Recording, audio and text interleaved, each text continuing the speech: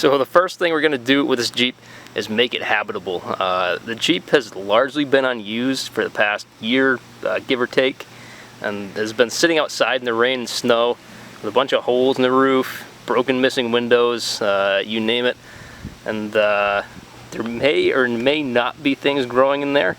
And to be frank, it kind of smells like a wet dog that was just rolling around in a stagnant swamp. So that's number one. After that, we're going to make it roadworthy. So let's get to it.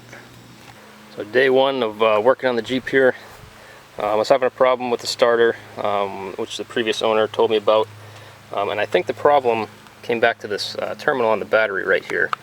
As we can see, there's a nice factory connection over there, no exposed wires or anything, totally sealed going into the terminal. But over here, there's this clamp kind of style terminal, and that was definitely having some problems. This is the wire that was in it. It's pretty corroded. This is about 6 inches back from where this cable was attached, and it's corroded that deep into the wire, which I don't know if you can tell on camera, but it's almost just a kind of a rusty color. So I ended up totally replacing the original cable that went to the battery this morning with an extra one that I had laying around, and I chose to go with a ring terminal type connector instead of clamping down with this, because with the ring terminal we just get better sealed wires, and it'll last a little longer this way. So with that taken care of, I'm actually able to start the Jeep now, which is a good thing.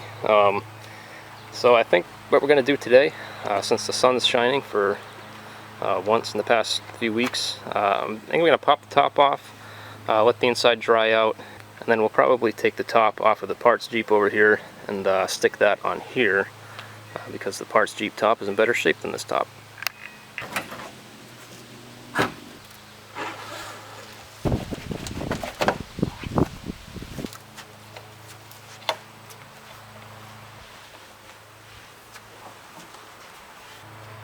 Well, we've gone this far, thinking maybe I'll just gut the rest of the interior, pull out the seats, carpets, hose the thing out, wash it down, and start getting it cleaned up.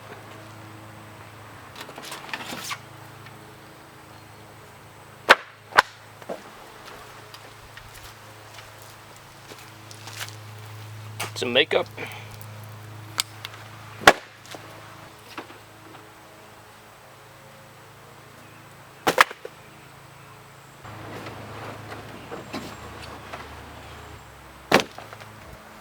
Take our first full look at the floors together here.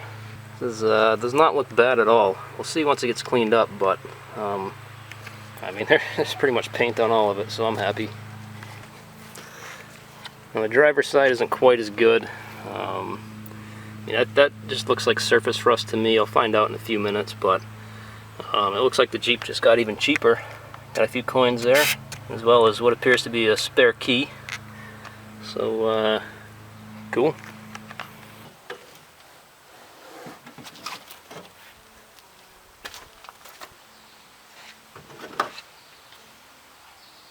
Yeah, this is as stripped out as I'm going to go with it for now. Got the seats out, got all the center console out, the boots for the shifter and the e-brake out.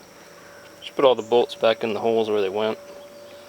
I didn't really need to, I guess, but why not? Alright, time to vacuum and spray her down.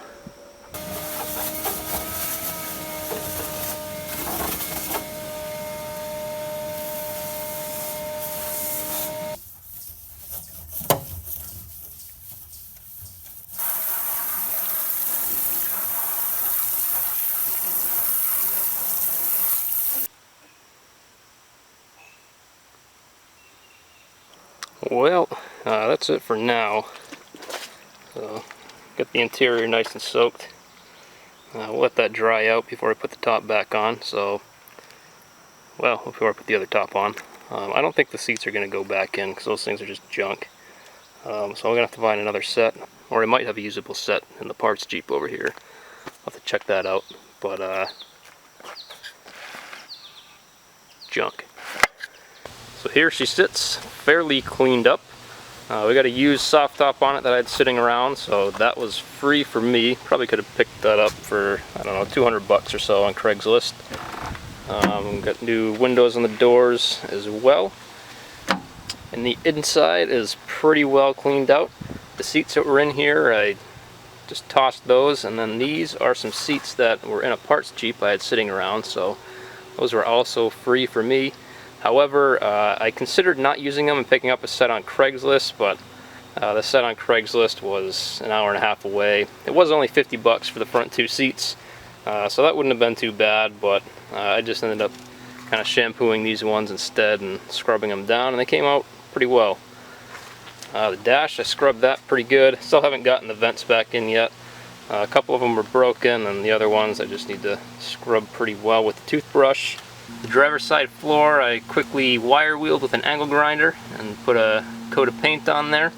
Don't expect it to last forever, but I would eventually like to do bed liner in this Jeep, at which point I'll be wire wheeling that off again anyway. That was the only spot that I painted because everywhere else was decent enough. So that's pretty much where we sit now. So I think it's time to make it roadworthy. Different people have different definitions of roadworthiness. My definition for today is going to be that I can take this Jeep, drive it 10 or 15 miles down the road, and make it back without anything terrible happening. Right now the engine is leaking oil pretty bad through the oil pan. So that's the first thing I need to address, because obviously we don't want to run out of oil. So we'll do that, and then we'll pick off a few other things and take it out for a test drive. Well, we can clearly see the source of our leak. All wet down here, and it only comes up to here. So there's a bunch of this flaking. Yeah, there it is. I don't know if the camera's picking it up, but that is really soaked with oil. I think there's just a bunch of really small holes down there, and it's kind of seeping out. Well, I say small holes, but I added about a quart of oil and it came streaming off the bottom of the pan when I added it. So I really think a new pan will fix this issue. We've got the exhaust removed and the oil pan out. I'm just going to go ahead and run along the edge where the gasket was with a razor blade and scrape off any excess material that was left behind. Look at the screen here. You can see there's obviously plenty of sludge in this engine. So I'll probably just brush that screen off with a wire brush. And in the oil pan we can see quite a bit of sludge too. Now, in typical Chrysler fashion, not all of these bolts are the same size. You know, you'd think it would make sense to make them all the same size, but they're not. So what I did was set up kind of a ring about the same shape, give or take, as the oil pan, and put these bolts in approximately where they came out. So when I start putting them back in later on, I will start in one spot and work my way around, and I'll know that all the bolts went back exactly where they came from, and there won't be any problems with figuring out which one went where. Now we're all ready to put the new oil pan on, and along with this new gasket. New, I say new, it could be about 30 years old, I'm not really sure. It's unused, but I bought it on eBay, and the box that it came in was dated 1989. So well, I think it'll be alright. But anyway, these gaskets can be a little bit of a pain to line up with the grooves that they need to go into on some engines, and to line up with the pan as well. So what I like to use is a high-tack gasket sealant. So I'll spray this onto the bottom side of the engine block where the gasket will mate. Then I'll spray the gasket as well, and then I'll put the gasket up in place, and this usually holds it pretty well. Well, I can get the oil pan positioned and get that up. So I already sprayed this on the bottom of the engine. Now I'm just going to spray it on here, let it set up for a few minutes, and we'll slap everything together. One other note is each corner, here, there, and there, we need to put RTV as well, so I'll make sure to do that before the gasket goes on.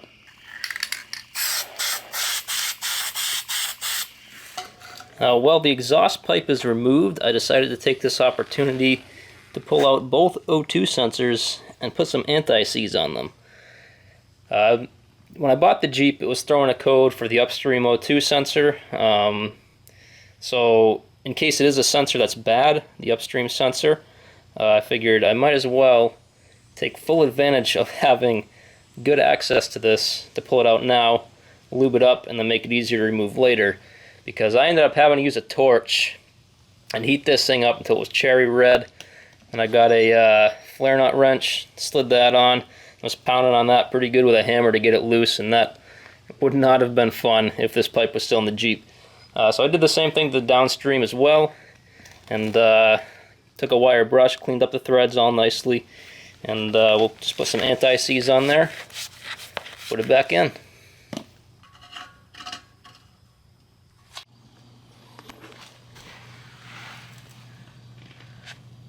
We've got everything buttoned up on the underside. I double checked that the drain plug on the new oil pan was tight, and it was fairly tight enough. Tighten it up a little more, but now we're ready to fill her up with oil. So for oil, on these Jeep engines, like the 2.5 liter, like this one has, the 4.0 liter, which is this one's sister, big sister. Basically the 4-cylinder is more or less the 6-cylinder with 2 cylinders chopped off. There are some other differences, but for the most part, that's what the 4-cylinder is. So these engines have a flat tappet style cam, and the theory is that newer modern oils aren't necessarily the best for these engines. They work just fine, but I prefer using a diesel oil like this because it has more ZDP additive, which is a little easier on the camshaft. In theory, at least back when I did the research, I decided to switch to this, which was quite a few years ago. So who knows, maybe the additives in this aren't there anymore, but just kind of, for me, gives me a little peace of mind, and it's worth a few extra bucks to me to buy the diesel oil. And then for a filter, I usually run this Motorcraft FL1A rather than whatever else there is. Now, I know all this can be pretty controversial, oil filters, whatnot, but these are all my personal opinions. If I didn't go with this, I would go with a Napa Gold filter for this specific engine. However, with this Motorcraft filter, it's actually bigger, so in theory we get more filtration area before the filter clogs up. But with an engine this small, does it really matter? I know we saw some sludge in the oil pan, but again, just kind of a peace of mind thing, and it's pretty cheap. I think this was $3.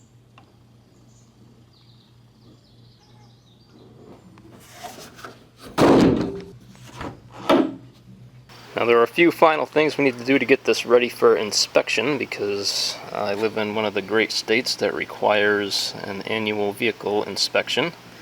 So number one, I need to get a mirror in here. I have no idea where that went, but it didn't come with one. So I ordered one off the internet. I think it was $14 off of Amazon or eBay. Came in a day or two, made in the USA. It's always a plus. So I'll get that on. This mirror is also detached. I'm not sure how permanently I'm going to mount that yet, because you can kind of see these scratches over there. Those won't come out of the glass, so I may have this glass replaced, and I don't really want to spend the money on a little repair kit, a glue repair kit, if I'm just going to have the windshield replaced. So that's going to be kind of a temporary fix. I'll probably use some double-sided tape, and we'll see if it holds. Really just needs to hold for inspection. We'll need to replace this broken light.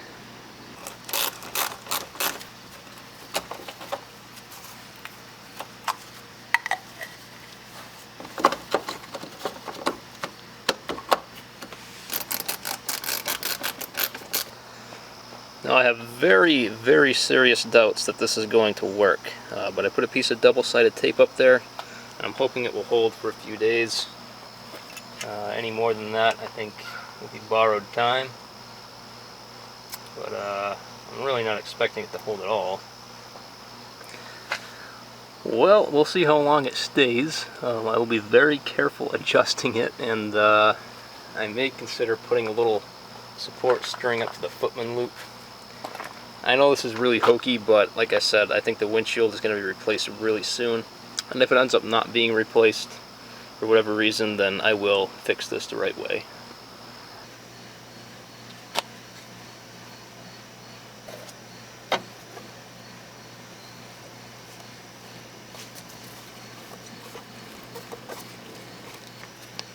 done.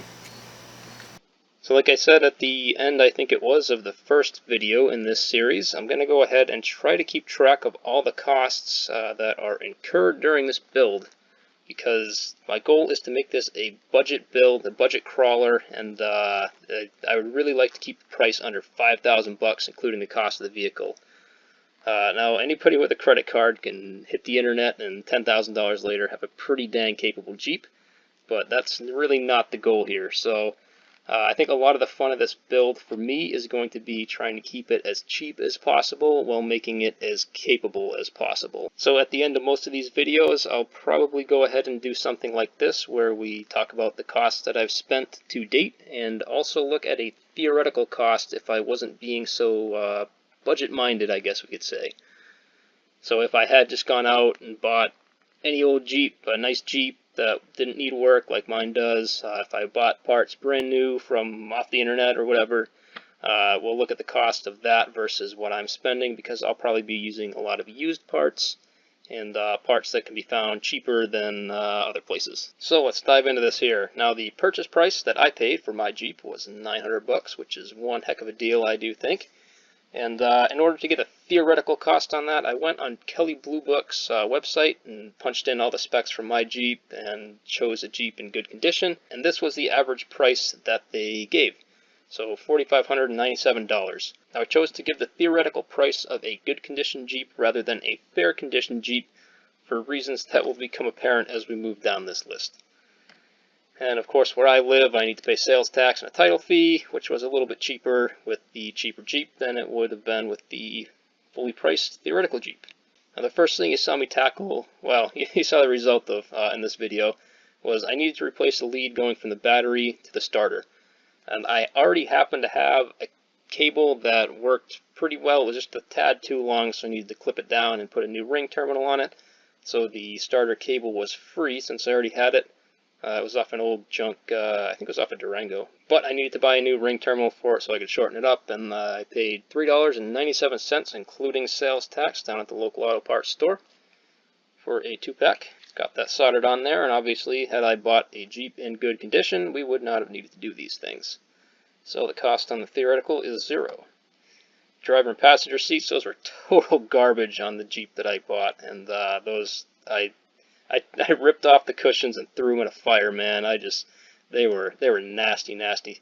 So anyway, I replaced them with seats from a parts Jeep that I've had for a few years. I wasn't sure if the seats that were in that parts Jeep were going to be any good because they've been sitting outside for a few years, but I was able to clean them up pretty nicely. And I say they were free because when I bought the parts Jeep, I pulled parts off of it for a few other Jeeps that I've had, and I've sold more than enough parts off of it to pay for the initial purchase price of that parts Jeep. So anything at this point I'm considering to be free that comes off of it.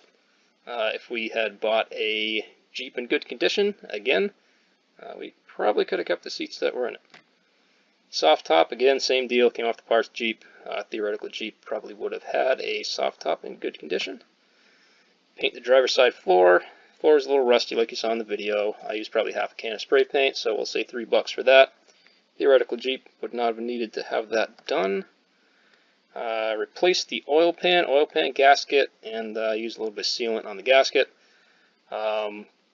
Oil pan I bought off of Amazon. It was one of those warehouse deals where the packaging was damaged, but the oil pan was fine, so I got a little cheaper than we probably would have been able to find it anywhere else, so that was pretty good. Oil pan gasket, I bought literally the cheapest one I could find on eBay, which may or may not be from 1989. I'm not really sure, but it's holding up well so far, so I'll take it. So that was $7.17 shipped to my front door. High-tack gasket sealant, like I explained earlier in the video. I like to use that on oil pan gaskets, and that was $10.61 down at the local auto parts store. Oil and filter, that goes under the actual cost and theoretical cost, because even if I had bought a Jeep where the oil looked decent, I would have changed it anyway. I like to change fluids right off the bat on these things so that I know the intervals are up to date and everything's good to go. So that would have been a cost no matter what. Fender flare marker light, again, that came off of the parts Jeep, so I didn't pay anything for that. Wouldn't have needed it on a good Jeep. And the passenger door mirror was $14. I bought that off of eBay, I think. Probably wouldn't have needed it on a good Jeep. So I think that is everything that we've done so far. So that gives us our grand total of what we've actually spent as $1,284.16. Where if we hadn't bought the junker Jeep that we did, we probably would have paid somewhere in the range of $4,980. So closing in on that $5,000 mark that I really don't want to go above had we bought a good Jeep, and we haven't even done anything to it yet. So the total theoretical savings so far, we've got $3,696.15. So that gives us a good chunk of change to play with. Now, like I said, I kind of find a little bit of fun in keeping things as cheap as I can. So I think this is really going to be a fun build. It's taken shape pretty well. I've got a lot of parts located that I'm going to be buying for this, and I've already picked up a few that you guys haven't seen yet. They're pretty much all used, which is how we're going to keep the cost of this as low as we can. And I think it's going to be a really fun build. So thanks for watching. If you stayed tuned to this point, I really appreciate it. Would also appreciate a thumbs up if you don't mind going down and hitting that button. And subscribe for more of these videos to come. So again, thank you for watching. And the most important modification of the day.